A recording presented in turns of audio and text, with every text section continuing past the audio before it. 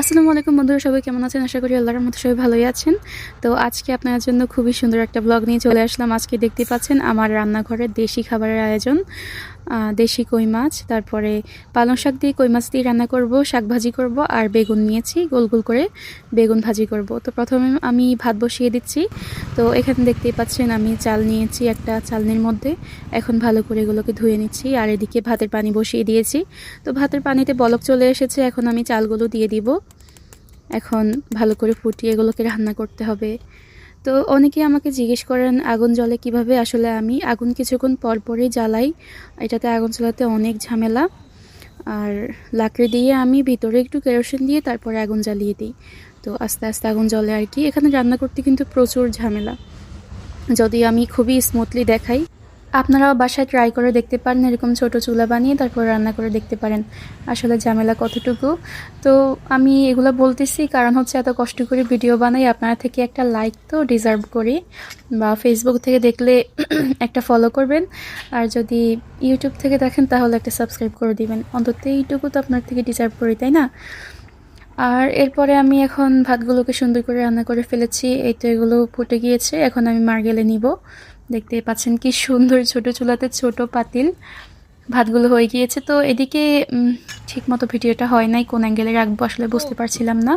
তো দেখতেই পাচ্ছেন এখন আমি মারগুলো গেলে নিচ্ছি। এই তো দেখতে পাচ্ছেন খুবই সুন্দর দেখা যাচ্ছে। তারপরে আমি এখন এখানে বসিয়ে দিব বেগুন ভাজা। তো প্রথমে আমি সয়াবিন তেল দিয়ে দিলাম, তারপরে এখন বেগুনগুলোকে ম্যারিনেশন করে নিব। হলুদ দিয়ে দিলাম, তারপরে দিয়ে দিচ্ছি পরিমাণ মতো লবণ। লবণ মনে হয় একটু বেশি হয়ে গিয়েছিল, পরে খেয়ে দেখেছিলাম একটু বেশি লেগেছিল লবণ। তো এখন আমি এগুলোকে ভালো করে মাখিয়ে নিব। তো একটা বেগুন পড়ে গিয়েছে, পরে কিন্তু একটা বাটির মধ্যে গিয়ে পড়ছে কিভাবে জানি, পরে ওটা আবার আমি উঠিয়ে নিয়েছি। আবার মনে করবেন এটা ময়লা।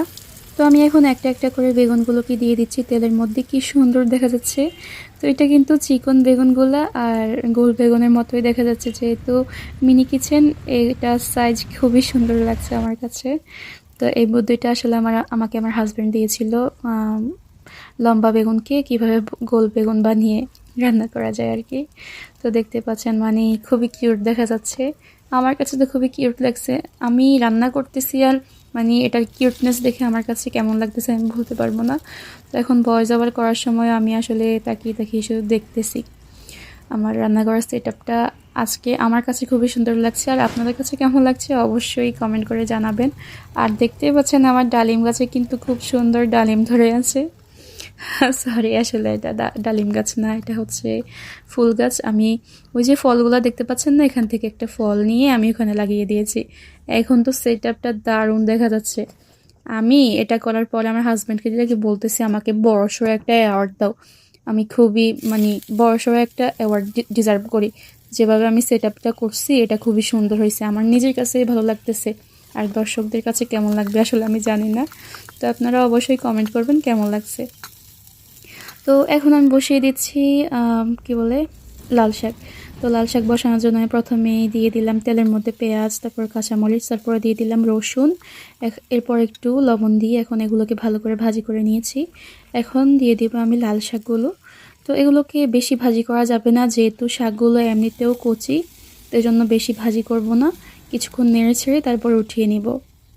এই তো দেখতে পাচ্ছেন একদম কচি শাকগুলা, একদম ছোট ছোট। মিনি কিচেন যেহেতু আমি একদম ছোট ছোট সাইজের যেগুলা ওগুলা নিয়েছি আর কি। তো কি সুন্দর আগুন জ্বলতেছে, ভাজা হয়ে গিয়েছে। এই তো দেখতে পাচ্ছেন একদম ভাজা ভাজা হয়ে গিয়েছে এগুলো। পরিমাণ মতো তেল দিয়েছিলাম, এজন্য মানে শাকগুলো একটু ঝরঝরা হয়ে ভাজা হয়েছে। তো এখন আমি এগুলো নামিয়ে নিয়েছি, তারপরে আমি এখন বসিয়ে দিব তরকারিটা। এখন আমি একটা কড়াই নিয়েছি, কড়াইয়ের মধ্যে দিয়ে দিলাম পরিমাণ মতো তেল, তারপরে দিয়ে দিলাম পেঁয়াজ কুচি আর কাঁচামরিচ কুচি। এখন আমি একে একে সবগুলো মশলা দিয়ে দিব। আগে একটু ভেজে নিয়েছি পেঁয়াজ আর কাঁচামরিচগুলো, তারপরে দিয়ে দিলাম রসুন বাটা, হলুদের গুঁড়া, মরিচের গুঁড়া, তারপরে দিব লবণ। সবগুলো মশলা দিয়ে তারপরে একটু ভুনে নিব। ভুনে নিয়ে তারপরে দিয়ে দিব পানি। এই তো আগে ভালো করে ভুনে নিচ্ছি।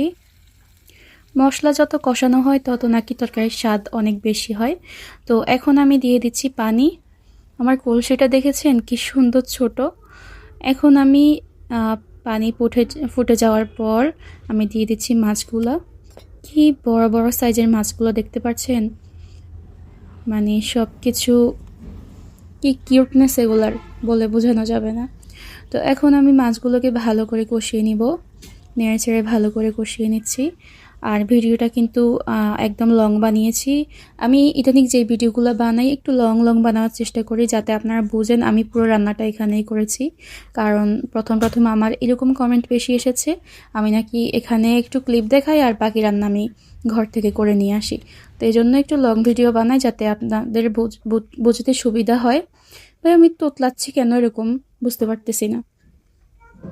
নর্মালি কথা বলতে আমি তোতলাই না, আজকে কেমন জানি ভয়েস ওভার করতে গিয়ে আমার শুধু তোতলানি চলে আসতেছে।